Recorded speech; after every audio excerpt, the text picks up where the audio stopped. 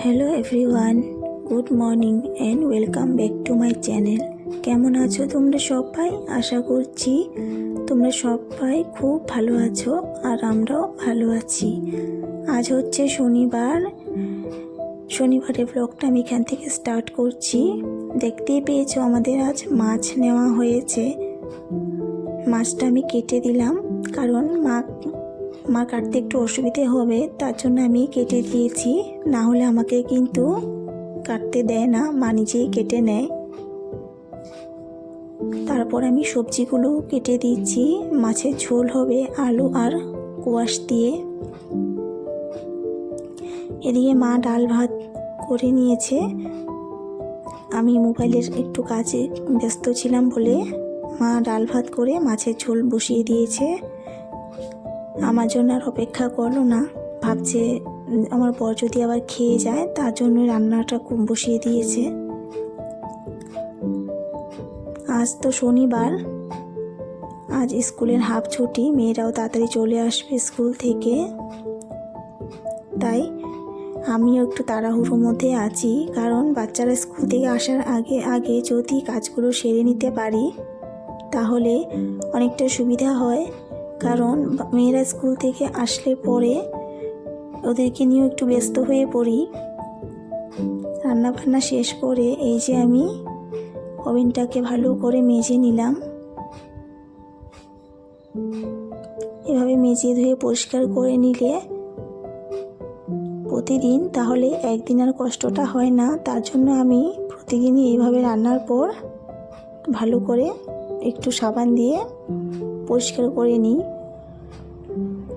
আজ তো কলের জলও এসছে, তাই হাতের কাছে জল পেয়েছি, একটু কষ্টটা কম হচ্ছে। না হলে তো আমাকে এনে তারপর কাজ করতে হয়। বেসিনটাও মেজে নিলাম চকচকে করে, এমনি তো সবসময় মাজা হয়।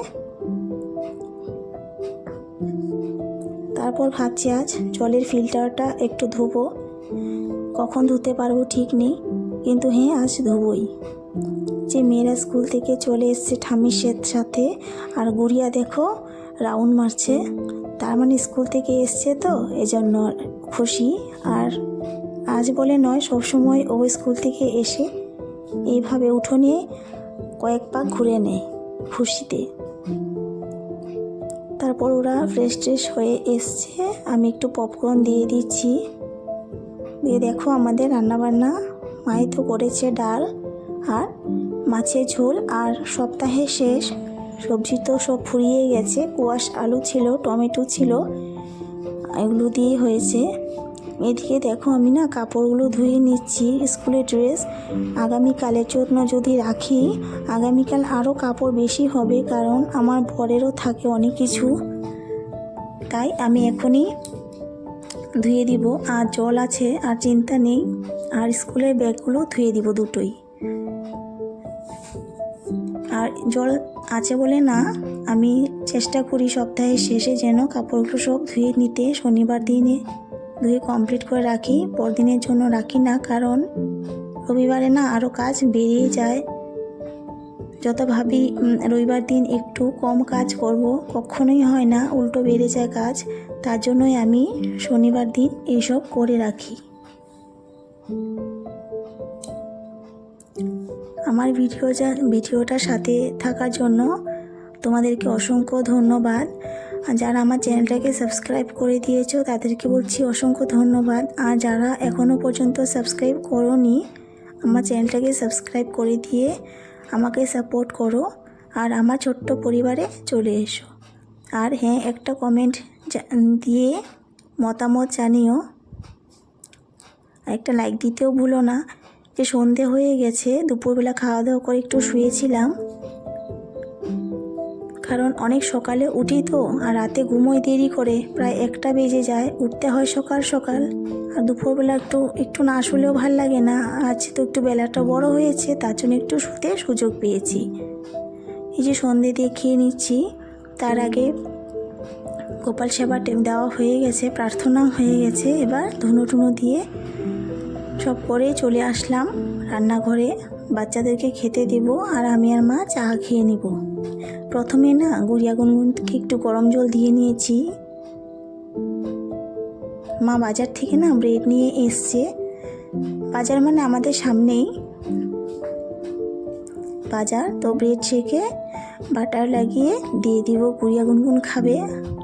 আর এই সকালে যে প্রসাদ ছিল সেটাই দিয়ে দিয়েছি।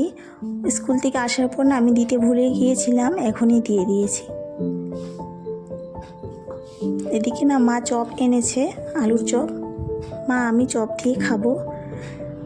আর আজ এত মাথা ধরেছে সকাল থেকে,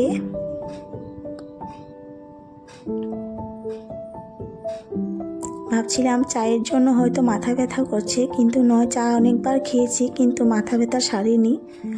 ঘুম কম হচ্ছে বলে এরকমটা হচ্ছে মনে হয়।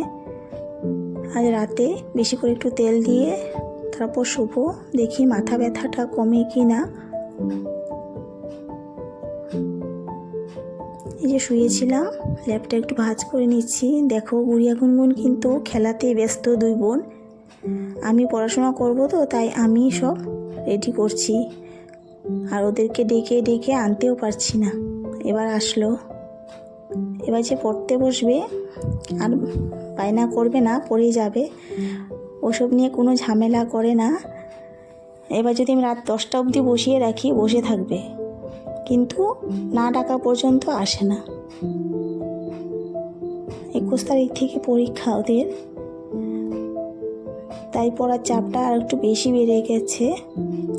এতে 9:30 বেজে গেছে। এবার রান্না বসিয়ে দিয়ে ভাত করব, আর বাচ্চাদের জন্য ডিম সেদ্ধ দিব, আমার জন্য আলু সেদ্ধ করব। এদিকে গুড়িয়া গুনগুন পড়াশোনা করছে, আমি ভাতটা করে নিব গিয়ে। কিছুই করব না, দুপুরে আছে ডাল, মাছের ঝোল। এবার শুধু ভাত করব আর সেদ্ধ করব, ডিম সেদ্ধ, আলু সেদ্ধ।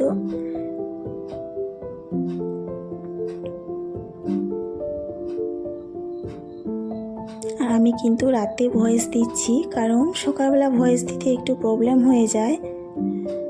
খুব তাড়াহুড়োর মধ্যে থাকি, তখন আর এসব করতেও ভাল লাগে না, অন্য কিছু শ্যুট করার থাকে।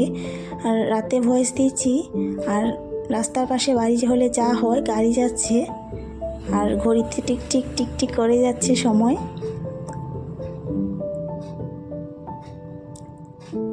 আলু সিদ্ধ টালবো, একটুখানি টেলে নিব পেঁয়াজ দিয়ে, তাই একটু পেঁয়াজ কুচিয়ে নিচ্ছি।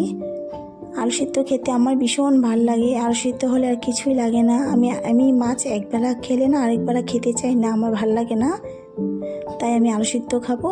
আর মাছের ঝোল আছে, মা আর মায়ের ছেলে খাবে, আর গুড়িয়া গুনগুন ডিম সিদ্ধ, ওদেরকে একটু আলু সিদ্ধ দেবো। আজকে ব্লগটা লং করলাম না, এখানেই শেষ করব। দেখা হবে আরেকদিন নতুন আরেকটি ব্লগের সাথে। আজ তাহলে আসি, টাটা, গুড নাইট।